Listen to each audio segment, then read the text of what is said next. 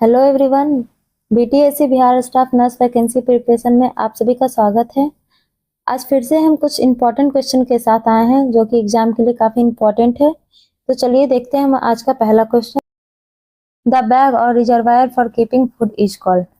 The bag or reservoir keeping food is called मतलब कि भोजन रखने का जो थैला है उसे वह क्या कहलाता है। ऑप्शन है हमारे पास esophagus, stomach, small intestine, large intestine. Esophagus का काम होता है फूड को पास कराना, स्टमक का काम होता है उसको स्टोर करना और स्मॉल इंटेस्टाइन का काम होता है उसे डाइजेस्ट करना। तो इसका मतलब ये है कि जो जहाँ खाना रुकता है वो एक थैला जो होता है वो हमारा स्टमक होता है। तो इसका सही आंसर है ऑप्शन बी, स्टमक। हमारा दूसरा सवाल है palpation of olive shaped mass in the upper part of epigastrium is an indication. इस सवाल में पूछा जा रहा है कि एपिगैस्ट्रम के अपर पार्ट में ऑलिव शेप्ड यानी कि जैतून के आकार का कुछ मास जैसा पाल्पेट हो रहा है, यह किस चीज का संकेत है।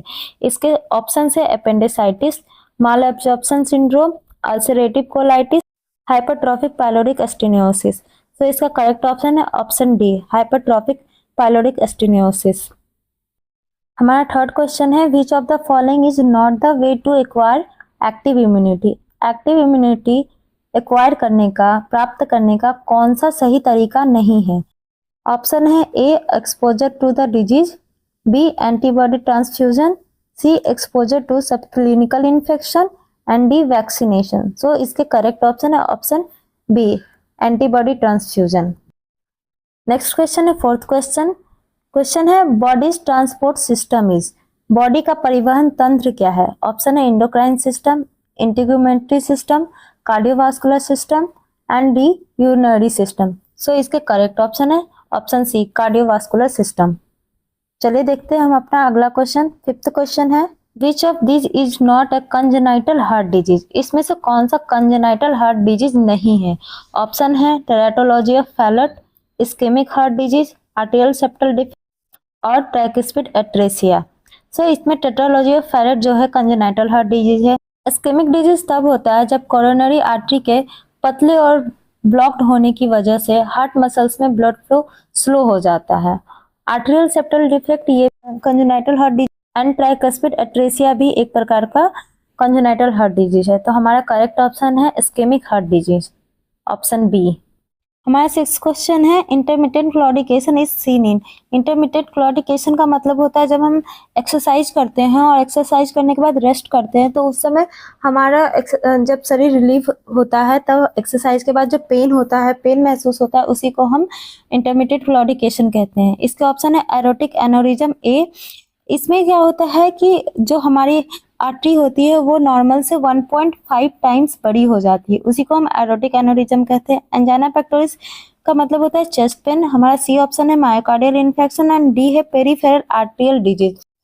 यह एक सर्कुलेटरी कंडीशन होता है जिसमें ब्लड वेसल्स नैरो यानी कि पतला हो जाता है, जिसकी वजह से लिम्स में ब्लड फ्लो कम हो जाता है। तो इसका करेक्ट ऑप्शन है option D, peripheral arterial disease. चलिए देखते हैं अपना नेक्स्ट क्वेश्चन। सेवेंथ क्वेश्चन है in liver bilirubin is conjugated with. Liver में बिलिरुबिन किसके साथ संयुक्त होता है यानी किसके साथ जुड़ता है। Option A glucuronic acid, bile acid, cholic acid, glutamic acid. तो इसका करेक्ट ऑप्शन है ऑप्शन ए, ग्लूरोनिक एसिड। हमारा नेक्स्ट क्वेश्चन है question number 8। 3 characteristic stage of response to separation have been identified, protest, disappear and. ये question जो हमारा है mental health nursing से रिलेटेड है। इसमें पूछा जा रहा है कि सेपरेशन के 3 कैरेक्टरिस्टिक स्टेज क्या है, जिसमें कि एक तो हमारा प्रोटेस्ट है जिसमें कि हम विरोध करते हैं, हम एक्सेप्ट ही नहीं करते हैं हमने क्या किया। दूसरा है डिसअपेयर, हम निराश हो जाते हैं और हम छुपने लगते हैं। और इसमें पूछा जा रहा है कि तीसरा क्या है। तो तीसरा चलिए ऑप्शन पढ़ते हैं। फर्स्ट ए एंजाइटी यानी कि चिंता होना, बी बार्गेनिंग, हम सौदेबाजी करने लगते हैं कि नहीं मैंने नहीं किया तुमने भी किया है इस तरीके से, और डी एंगर, उसके बाद में इसमें होता है कि हमें बहुत गुस्सा आता है, और डी जो हमारा है डिनाई। तो इसमें सेपरेशन का जो थर्ड स्टेज है वो डिनाई है, वो इनकार करते हैं, वो एक्सेप्ट ही नहीं करते कि उन्होंने ऐसा कुछ किया भी है।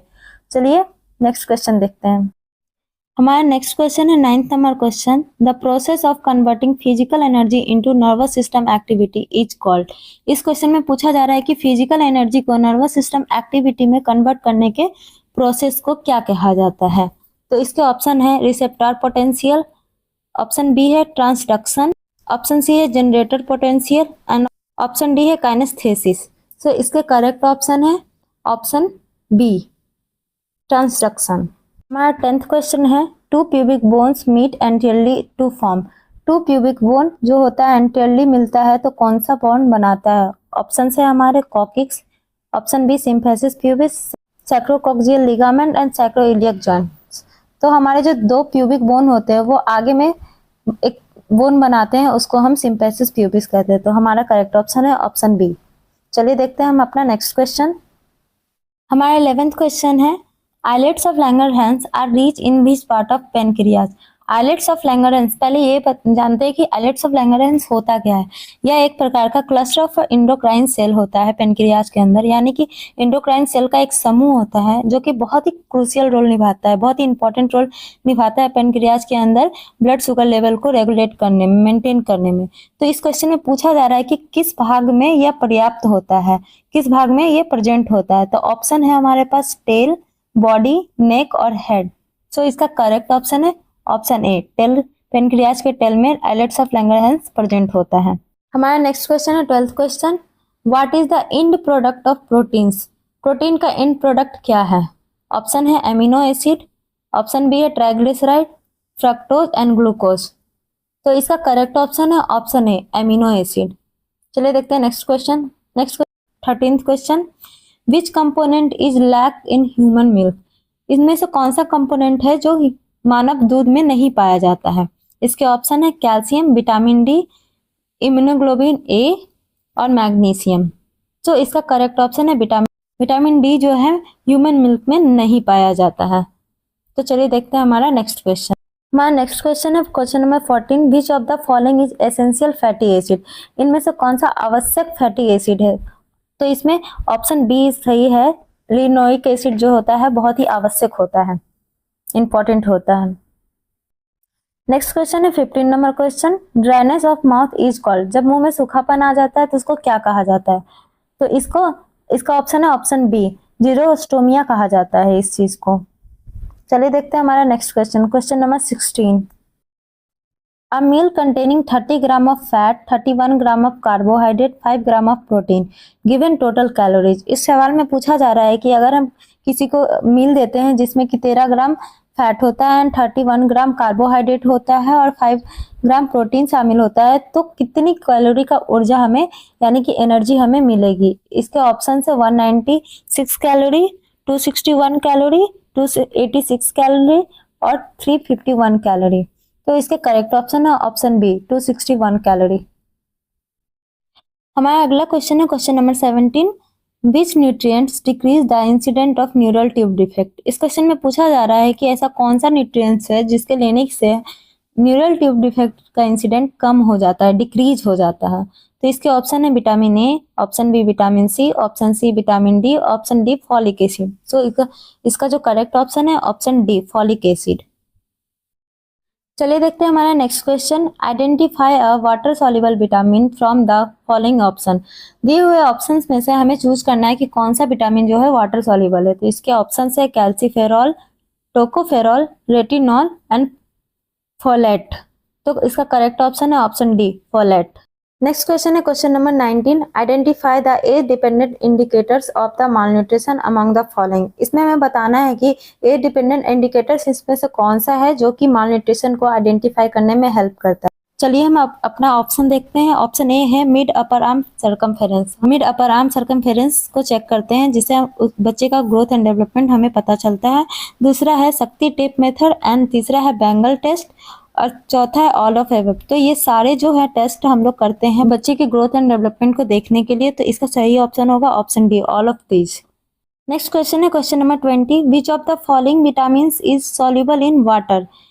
इनमें से कौन सा जो विटामिन है वो वाटर सॉल्युबल है? Option A vitamin A, option B vitamin C, option D vitamin K, option D vitamin D.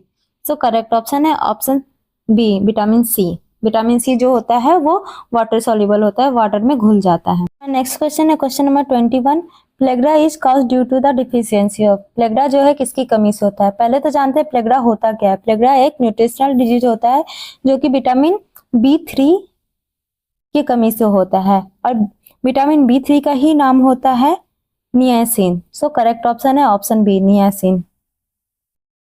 तो ये था हमारा आज का लास्ट क्वेश्चन। मिलते हैं अगले वीडियो में कुछ और नए इंपॉर्टेंट क्वेश्चन के साथ। Thank you so much.